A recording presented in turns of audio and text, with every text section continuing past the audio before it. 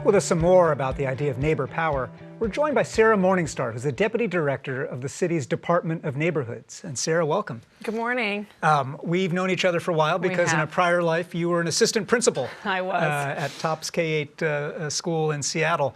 And we were talking before the cameras rolled about the similarities, in a way, between leading a building and leading a department of the city that is reaching and touching all different kinds of people in community. It's pretty similar. What are the things that you feel like you've learned about how to build trust in community from the first part of your career that you're applying now in this domain? That's a great question. I think anytime we are charged with making our communities a better place, it's really about who am I in relationship to the people that I'm serving. And in both contexts, it was about I'm just a piece of this story, and I may have the positionality to help get things done, but really my job is to lift up whomever I can to lead in their own way and to provide voice in the communities. And it was the same in the schools, really.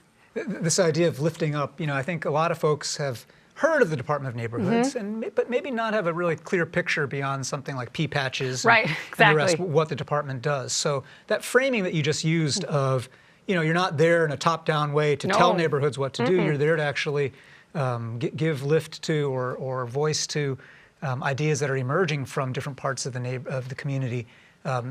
Explain how that actually works in practice.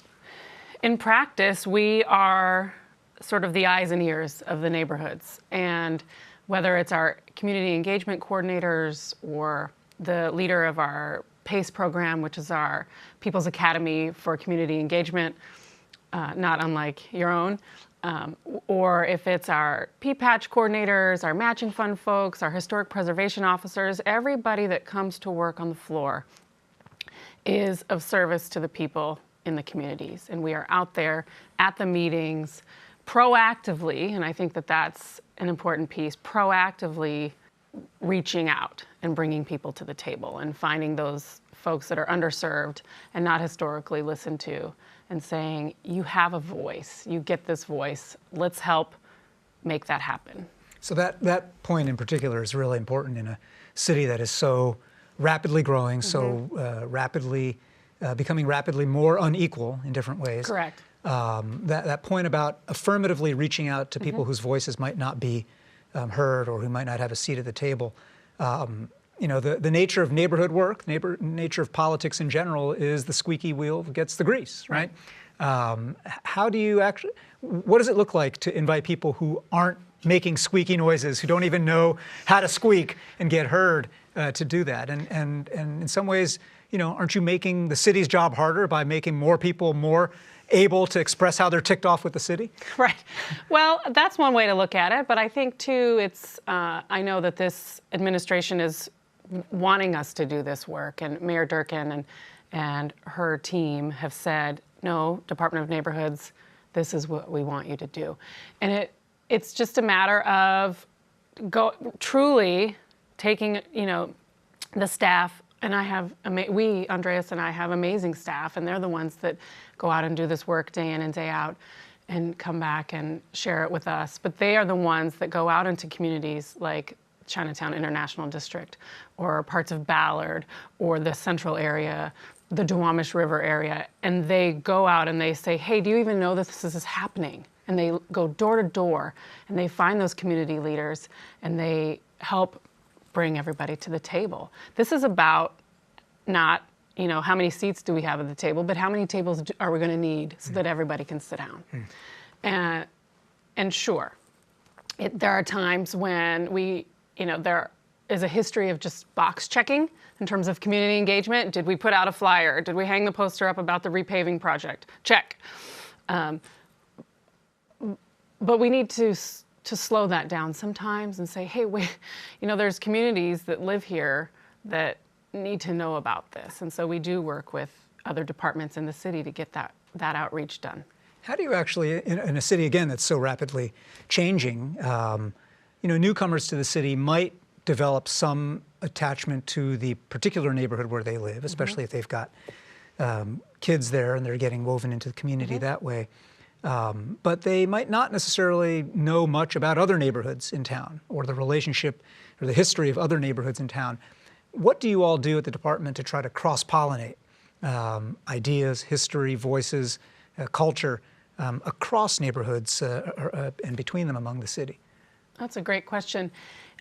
For us, it's really a matter of intentionality and truly just sharing stories, you know, whether it's matching funds, bringing people together, or historic preservation, connecting this neighborhood with another one that's really good at preserving all of their homes, you know, and saying, hey, can you help out this community? They're doing this for the first time. Or it's our community engagement coordinators who work with anyone and everyone at the community council meetings. We truly just, one connection at a time, connect the city together.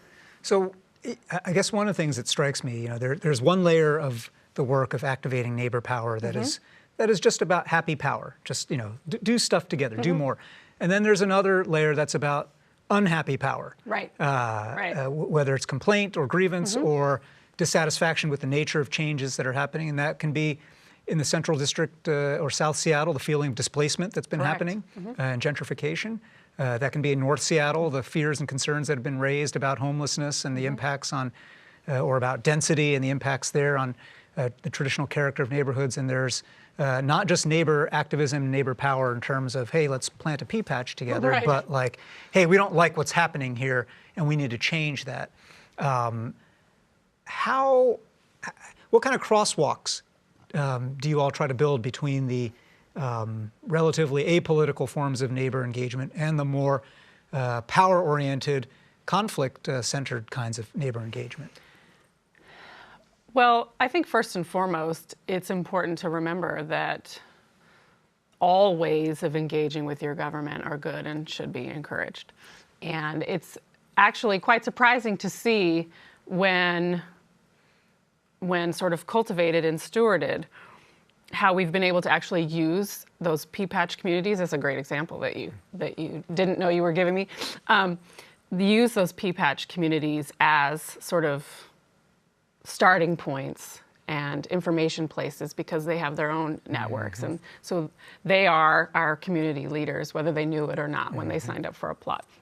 And one such example up north was a situation where we did have a homeless encampment, an unauthorized one, I guess I should say, next to a pea patch. And sort of the tension there, almost as a analogy to the city in general, what that looked like. But how our community, one of our CECs, reached out to Your community engagement coordinators. Thank you. I've already slipped into using just acronyms. Our community engagement coordinator reached out to another staffer who was in charge of the neighboring pea patch, and the two of them as staff figured out how to have these two communities talk to each other.